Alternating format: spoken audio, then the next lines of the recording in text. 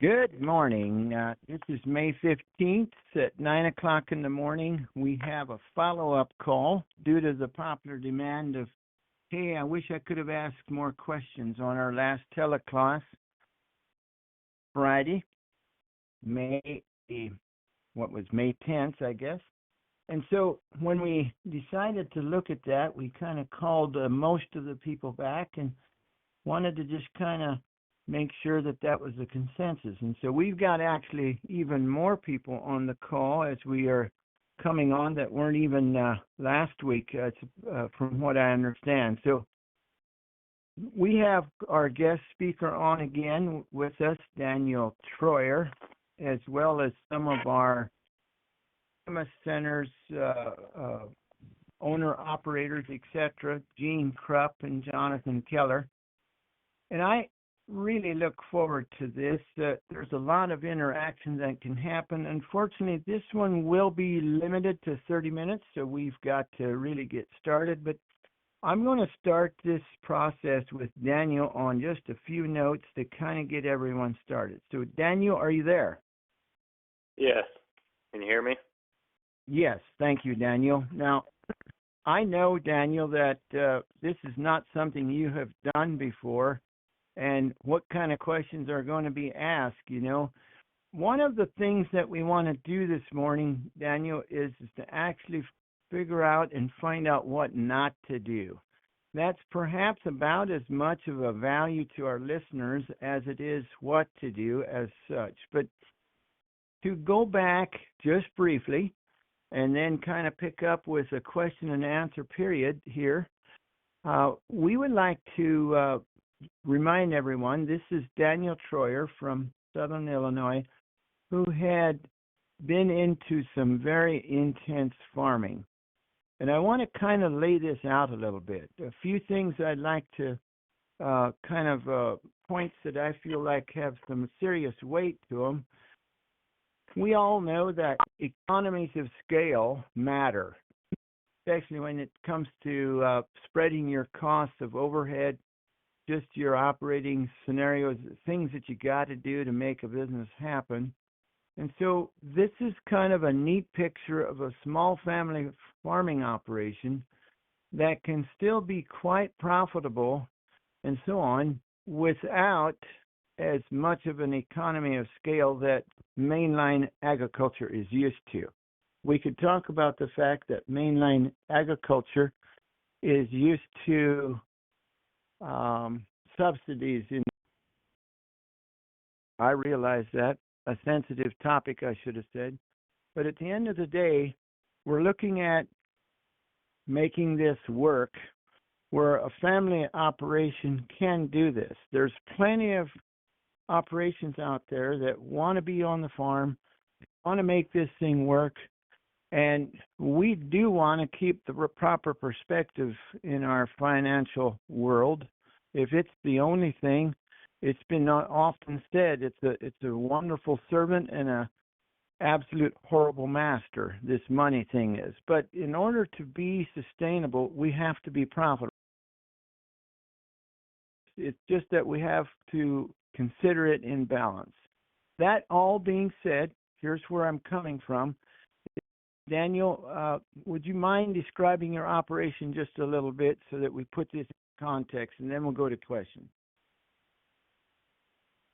Okay, what we do, we've got 16,000 square feet of greenhouse, and that's our main livelihood.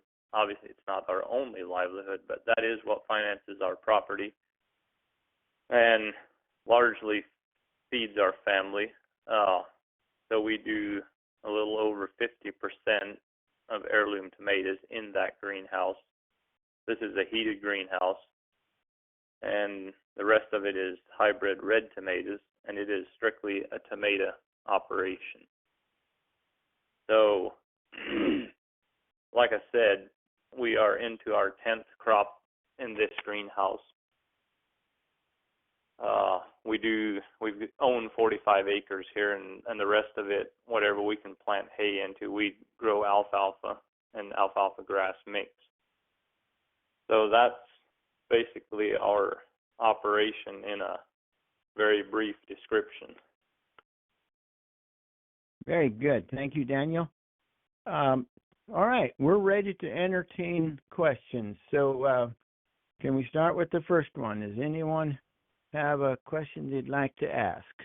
There is a *1 that is needed if you are muted, and that's great because you want to keep people muted. But when you when you have a question, you'll need to *1 to unmute and then *1 to mute again. Go ahead. Yeah, Edward, this is Mike. How are you this morning? Good. Good morning. Thank you, Mike. Go ahead. Hey, I've got 4 questions that I hope that everybody else will see a benefit to, and if you only want me to ask one of them so everybody gets in their questions, but I'll start off with the first thing I wanted to ask for Daniel is when he does his rates, and he said 6 gallons equivalent of the humus protein. Could he explain a little bit about how he got that 6 gallons on in a greenhouse and how he measured that? Yeah, let's do that, and then we'll entertain 1 or 2 more, but stay ready because I'll call on you again, Mike, so that's great. Great. That'll be great. Okay, you're asking about how I did the rate. So when I started doing it in my greenhouse, I did not necessarily know what the exact rate was of humus protein to use. So I just started using humus and thought about it a little bit, and that's kind of the way. What I gave you was 6 gallons. I went back to my tote and I figured up what the average use.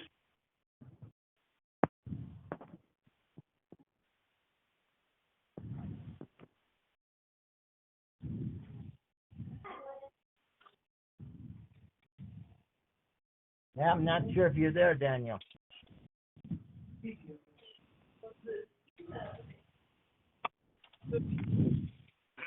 Edwin, can you hear me? Yes, I can. Okay. Yeah, I was worried we lost you. Okay. Are you still there?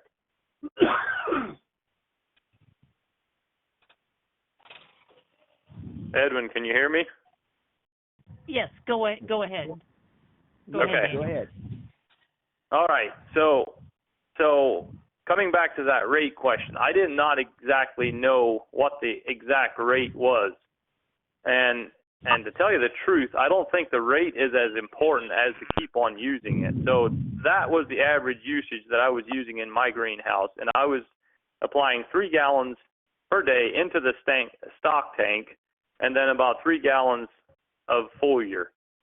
And recently we've changed that a little bit to where we're putting 4 gallons into the stock tank and spraying about 2 gallons foliarly. Does that answer your question? Yeah, Daniel, that does. I was just curious if you were watering your plants and then the last 5 minutes or 10 minutes you were doing that gallons, or were you putting it into your mix when you were watering? Yeah, so that was the answer. Yes, I was putting into my mix when I was watering. Actually, everything we do in my greenhouse right now, any soluble fertilizer, everything, nothing that's liquid goes into even touches the plant without being mixed into humus extract. Yeah, that's great. Because I've learned in my 5 years of using this type of product is that it enhances everything that it's used with. That's just a simple way that I think.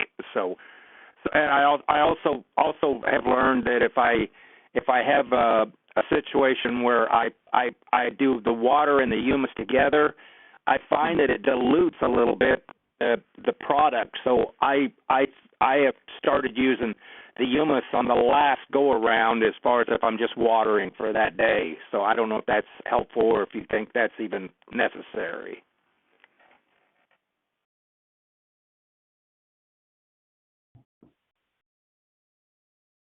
Thank you, Mike, and thank you, Daniel. I would like to just establish this.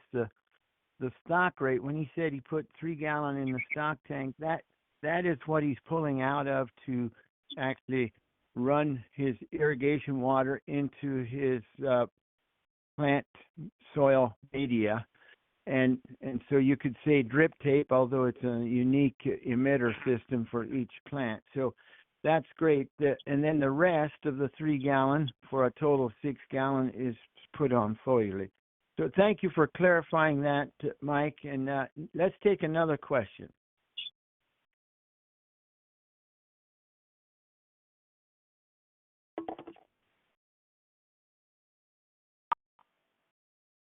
Oh, are we running out? Jonathan, can I call upon you?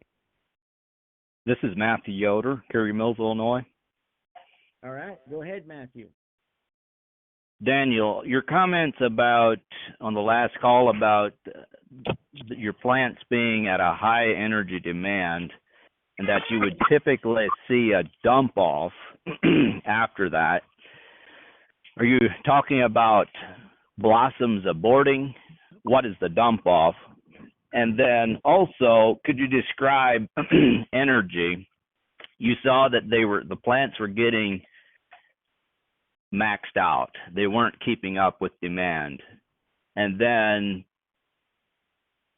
after a little bit, after 3 days, I think it was, you started in the new growth, you started seeing a difference in color and increase in energy, I think is what you call it. I was wondering if you could also describe a little bit, like energy is not something that can be measured in a lab, can it? What is energy? How do you define that? What are your observations?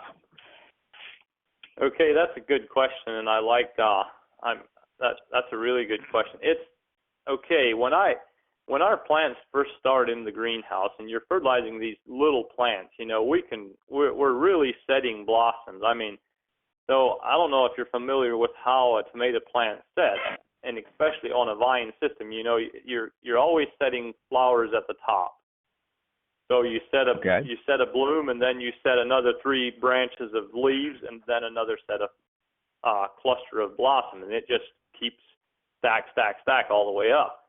And when we get this plant loaded down with tomatoes, and all of a sudden at the very top of the plant, and you're right, there's a little bit of abortion that goes on when you get low in energy, but your flower cluster tends to be a lot smaller, and that's a good sign that you're low in energy. The other thing is just simply leaf color and stem size at the very top of the plant.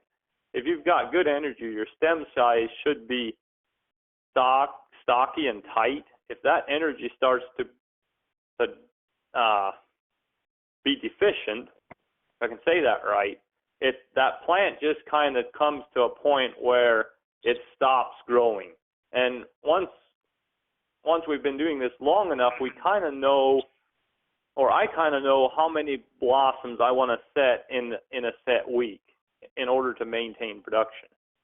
So when I know that I'm just kind of sitting there for 8 days straight and nothing's really growing, and my leaf, it's telling me that we're really working this plant. We're kind of and that's normal to a certain extent, and you're at a period where you have to be careful with what you pump in there. I mean, you can put nitrogen in there, but that's going to really mess up your fruit quality because we're really loaded with fruit quality. So that's what I was referring to, low in energy. The plant just slows down. I mean, there's just not enough. It's like taking a truck up a hill with a load that's just a little bit too big for the horsepower you've got. You just can't go up the hill anymore. Yeah. Thank you, Daniel. Matthew, it would be kind of maybe described like this. It's the physical attributes of the growth of the plant he's observing. So something that isn't as vibrant or as wide or as large or less blossoms, there's a response there once you have a sense of what you should be looking for. I enjoy your question, Matthew, because it is really relevant to many people. When you walk out there, many times my trainers have taught me, see what you look at. And these are the things that we are talking about is if those leaves and stems and blossoms could be talking to you, would they be saying, look, I'm just so comfortable, I'm trying to reach for the sky and get some more of this wonderful sunshine? Or is it acting up like it's almost just barely unfolding? And is it narrow leaves and or curled up and or is there an expression of relaxation and smooth growth or rough growth or stocky growth or stemmy growth? These are all factors physically that you can learn to watch. And I appreciate the question because it is such a critical piece that everyone who's interested in becoming profitable in a growing environment needs to know those things. Thank you. You are welcome, but thank you for contributing, and Daniel as well. All right, so I want to go back to Mike and get one more question. We're going to just go back and forth, Mike.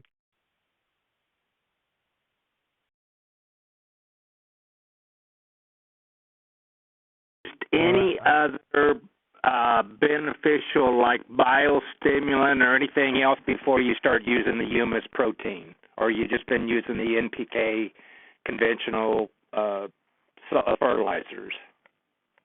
So you are asking what's the backdrop or background in the previous years? Have you been doing a biostimulant in the past? Is that what you're asking? Yeah. Has he done anything besides just use the regular NPK like a lot of my customers that are commercial do? Yes, we have. We've used just about every other bug in a jug on the market. Okay. Thank you, Mike. It's so valuable to have you on this call, and I deeply appreciate that. Let's go to the next question. For the sake of time, we really appreciate this. So go ahead with the next question. Someone.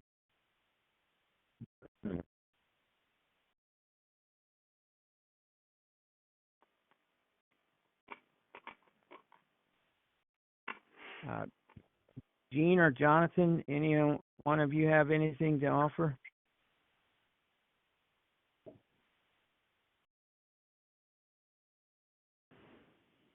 Hello, right.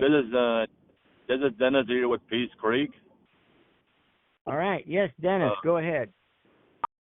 Daniel, at what age, when you plant your plants into your greenhouse, when do you start feeding them that extract? And do you always use the same rate from young on up to the mature age?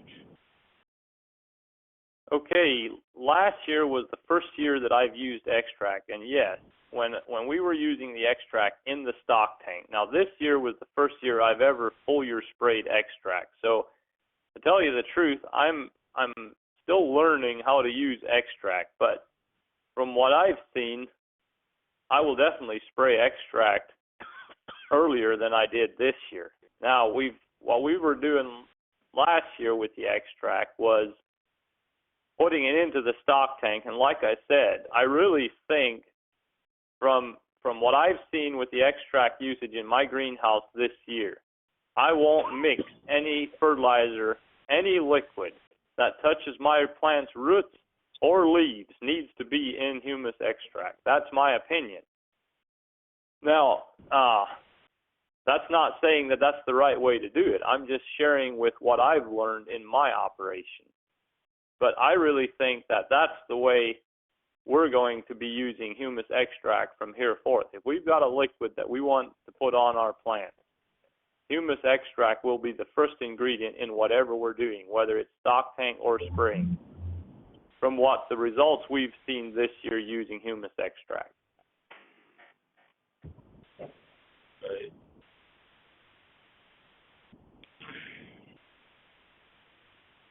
Okay, let's have another question.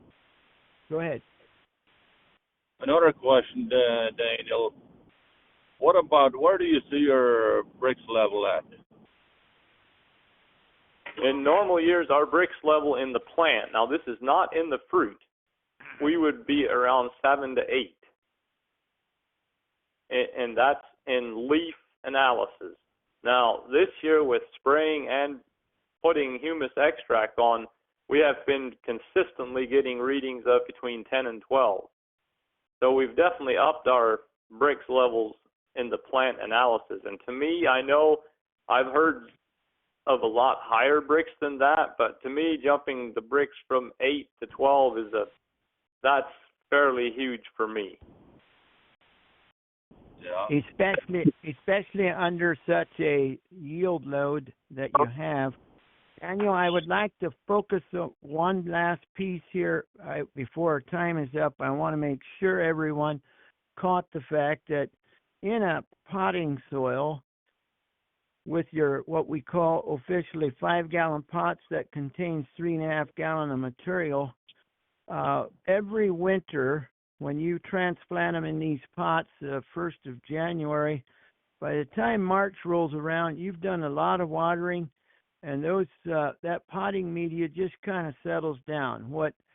And let me hypothetically use this as example. If the potting soil is a half an inch close to the top of the pot, by the time you get to March, it's down maybe an inch further down. I'm not saying that's your case. I'm just using that so people can visualize something.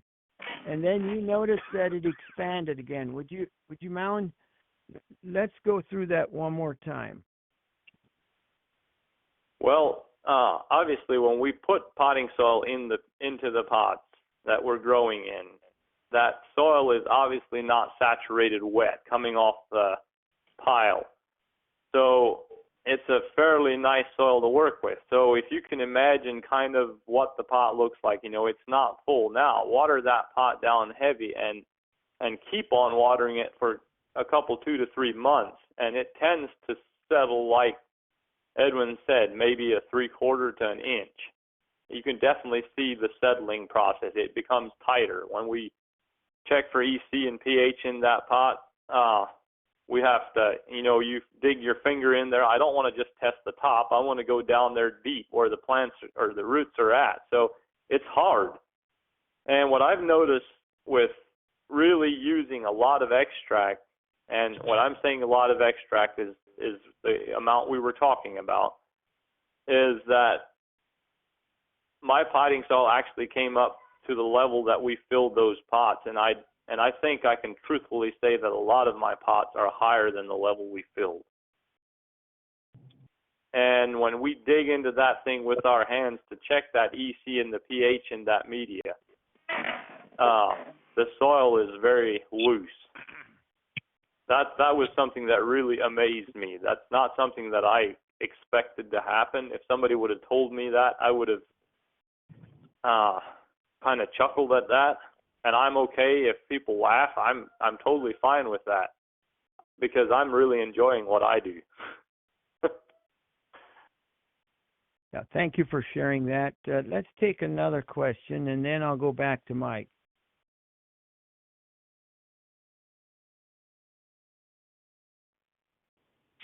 Matthew again. Okay, go ahead, Matthew. I appreciate you jumping in. Do not want to, for the sake of time, want to keep this thing lined up with more questions. So if you're ready, then when I call upon you, you can just go ahead and start. So go ahead, Matthew. Kind of to you, Edwin, but also related to the discussion about energy. You had laid it out here several teleclasses ago that the critical points in the life cycle of a perennial plant over the growing season is ovulation, number 1, bud set, number 2, and fruit fill last. How does the management in an annual crop, we're talking about tomatoes today, how does, obviously that we were talking about the high energy demand of setting buds and also filling fruit at the same time. Could you kind of go through what are the critical stages in the life cycle of a annual plant? Yes, let's take his tomatoes for example. He actually germinates them in Thanksgiving time frame for what he is talking about right now. So starting in that time frame to get ready so he can transplant the 1st or 2nd day of January, The most critical time for those tomatoes happens to be during that germination time frame. Frankly, is one of the most critical things he can do. What's so interesting is that it's so critical, but takes so little to make a huge difference. Everything you do at that point is somewhat like what we would call leveraged. So the three critical points in that annual plant, there's still an ovulation that happens soon after emergence. That's also critical. But I would have to say, particularly in produce, your higher point is germination. But there's still an ovulation side of it. There's still a bud set, and there's still a fruit set. And so, in a sense, you could say, well, really, Edwin, you're talking about 4 critical points. If you talk about energy critical points, it's ovulation, bud set, fruit set. If you're talking about critical points for your final yield, then you got to include germination. Really critical, especially in produce. I would like to give a little story. I hate to do that to take time, but it's so relevant to this.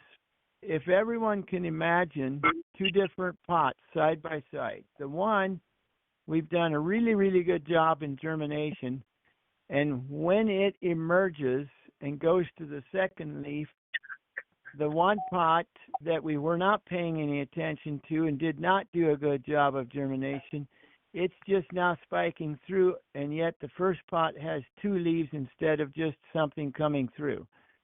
So now what we would describe that is, based on what we did at germination, we have doubled our yield potential right there. If you can have 2 leaves instead of 1, if you can have 4 leaves instead of 2, yeah, that huge difference of time factor. Now, I cannot take the time, and I want to do a teleclass at some point where I actually go through the physiological development stage and why that has such a dynamic change to your final yield just by starting it outright. There is a complete hour's worth of presentation just on that. It is so phenomenal. And Fred Wood, one of my super good friends and trainers in my early 90s, has passed on in the mid-90s.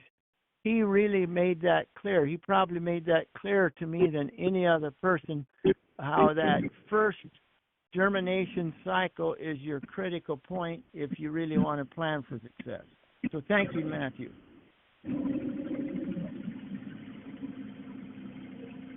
Thank you. All right, one more question, and then we'll go back to Mike. I have a question on the foliar. How are you doing the foliar in the greenhouse? Is that a low pressure, high pressure, or is it, you're surely not doing it with a watering wand, but can you describe that? Yes, I'm using a high pressure washer.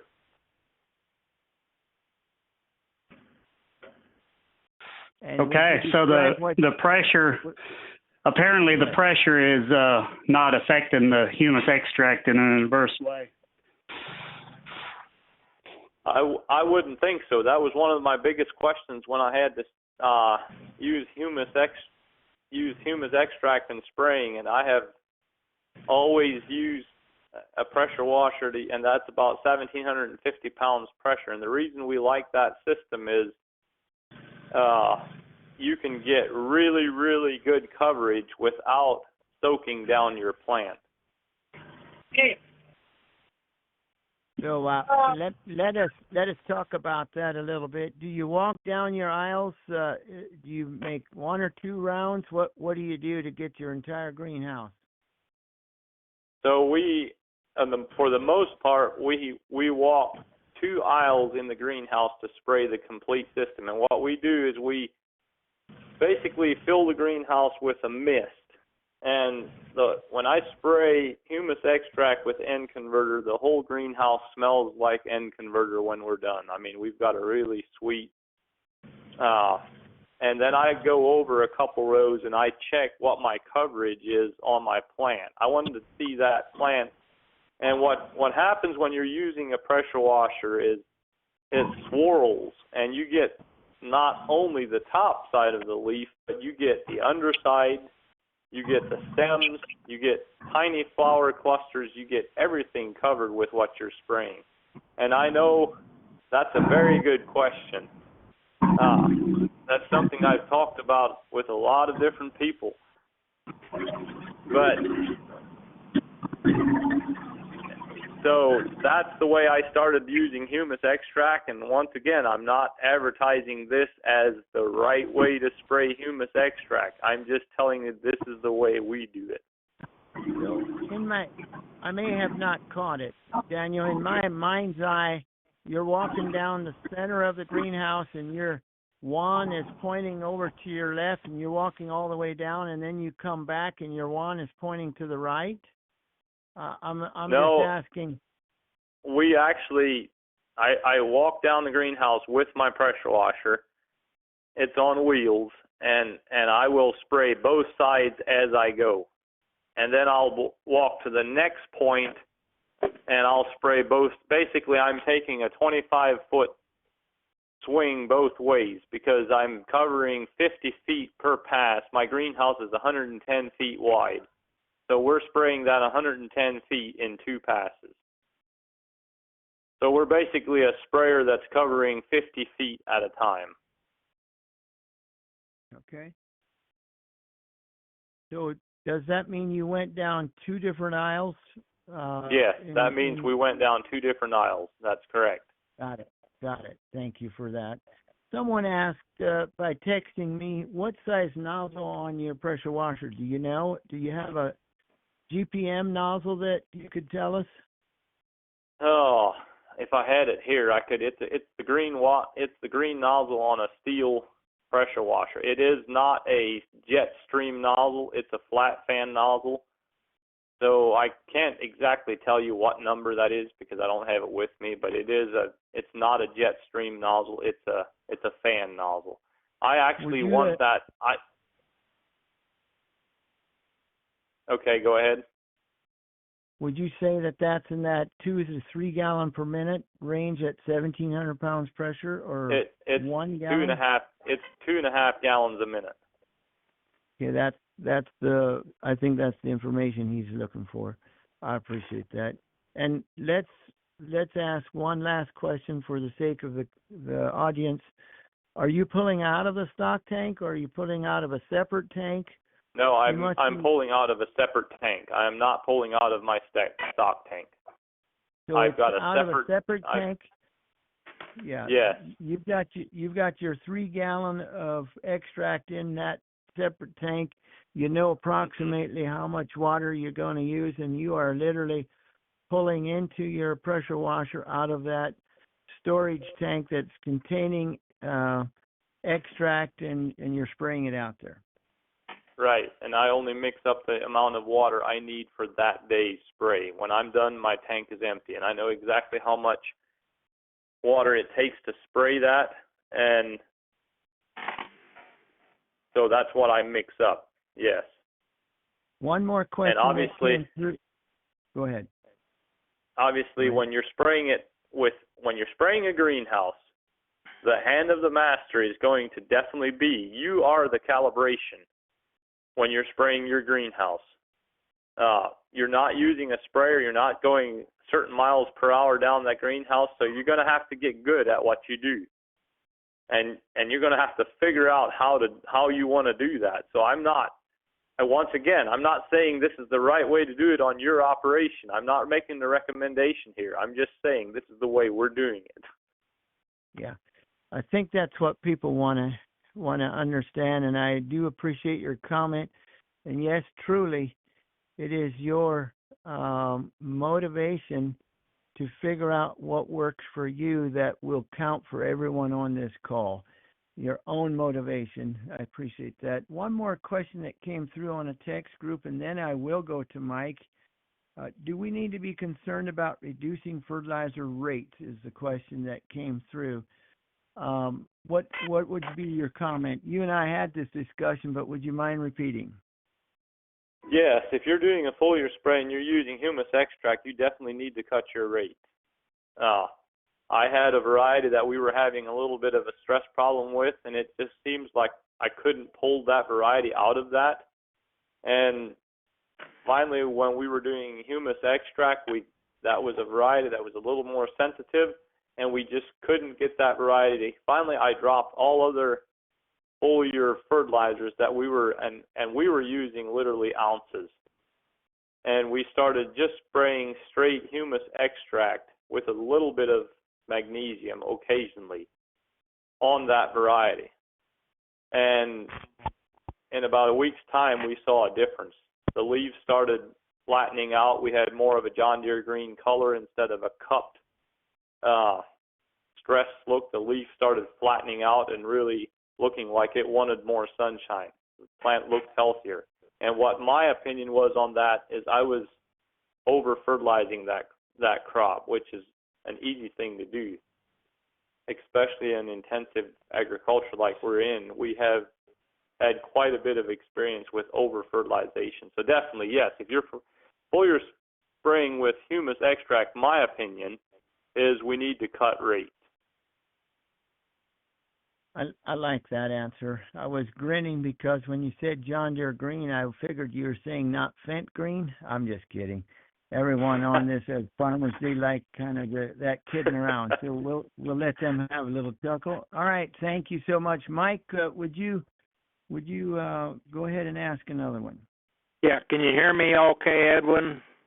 Yes, you have been a little garbled, but I think this is adequate. Go ahead. Okay. It's a question on filtering. When you have a simple emitter system, or you're using spray rigs, or you're using your extractor, Edwin, do we need to think about filtering systems? We do. The answer is yes. I really, really have gotten to appreciate the Thompson filter. Fairly investment challenging in some cases, but boy, is it worth it for the amount of ease that it offers. And so what that is a self-cleaning system. But yes, this does require, if we're going into drip tape, that you have adequate filtration. But number one, really glad that you brought this out, Mike. Number one thing is never ever put in drip tape and liquid extract without a fair amount of straight water afterwards, so you for sure get your drip tape cleaned out. Good point.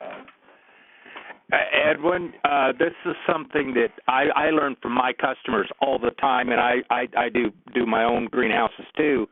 One thing that I have used, and I just wanted to get Daniel's opinion, I started using fulvic acid a number of years ago in my emitters, and every once in a while when you use materials that can clog up, like humic acid or fish or something like that, just a simple fulvic acid running through that emitter will clean that up. I just found that to be very useful, and I just thought I'd pass that on. Yeah, I like that, Mike. That's very good. Had another question come through, and then I think we're going to turn to Jonathan and or Gene if they have any comments, and then we'll close down.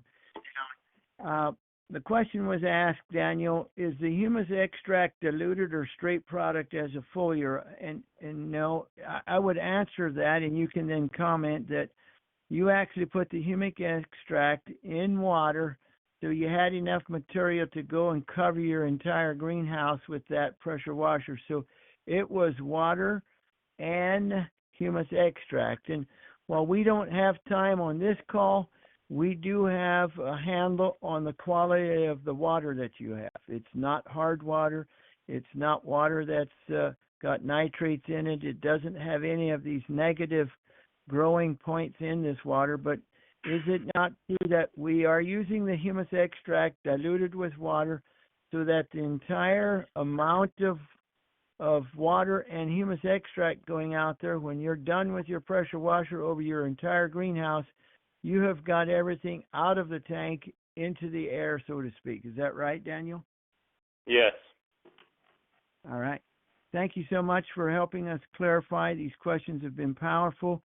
I just happened to see that we've been enjoying ourselves so much. It's already 45 minutes. We will go ahead and have a comment or two from a few of our humus centers, and then we'll shut this down. So, Jonathan, do you have something?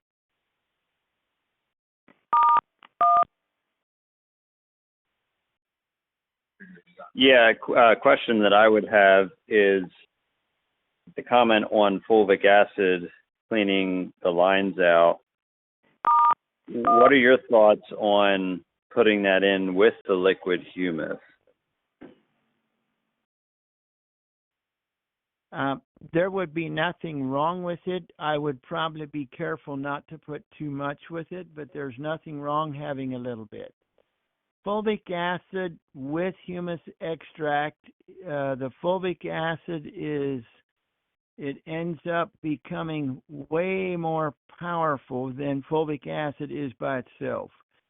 So be careful. There's just that same exact comment, high overconcentration can result. And there's not really, it can go a ways before you get to that danger point, but it is there. That's the comment I want to make. But yeah, you can blend them.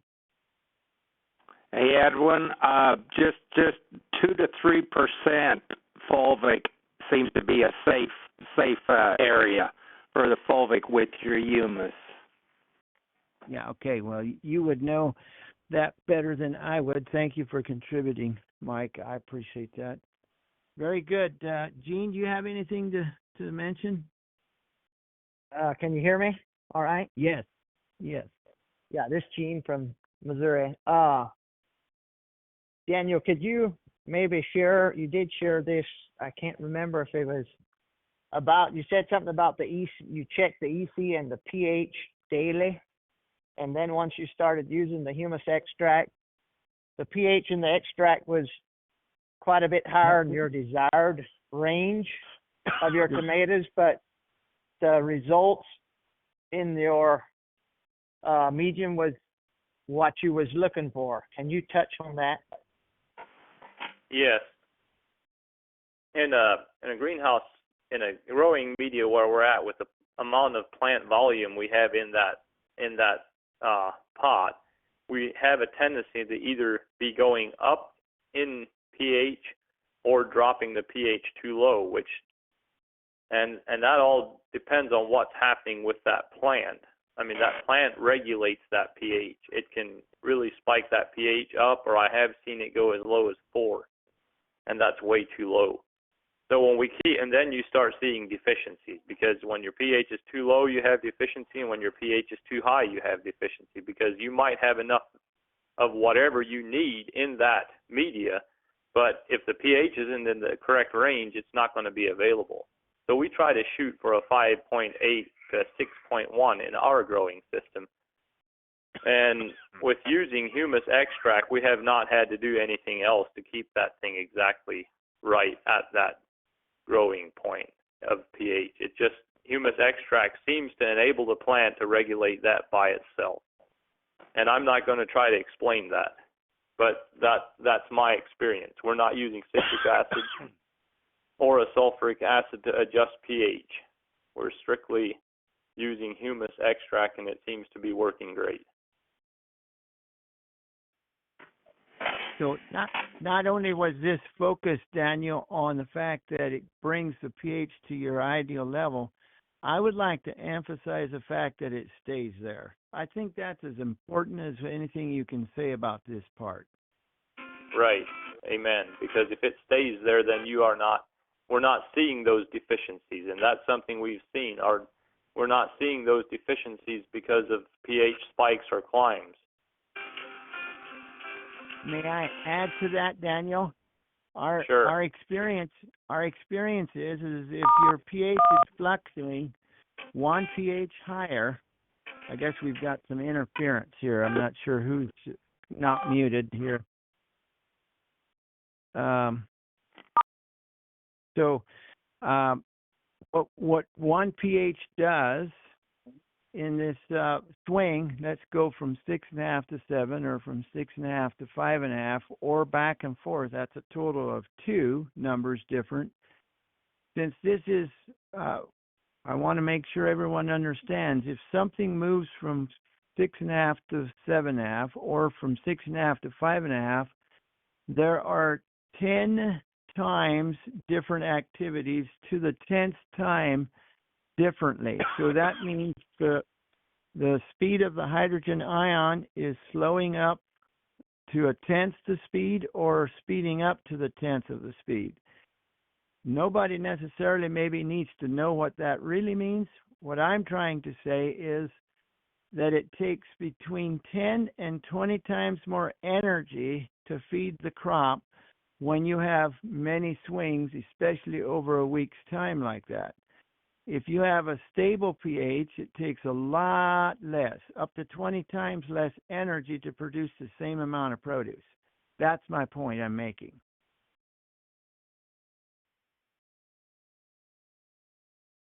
All right. Thank you so much, everyone, to be on this call. We will wrap this thing up. I want to wish everyone God's blessing. I do appreciate the fact that we had so much participation. It really made this call quite a bit more valuable. And it makes it more valuable for us. It makes it more valuable for Daniel and everyone else. So each one of us was able to benefit from each other, and I love that synergy. Thank you so much. A special thank you for Kelly to help host this call and making this all happen in our team. Thank you.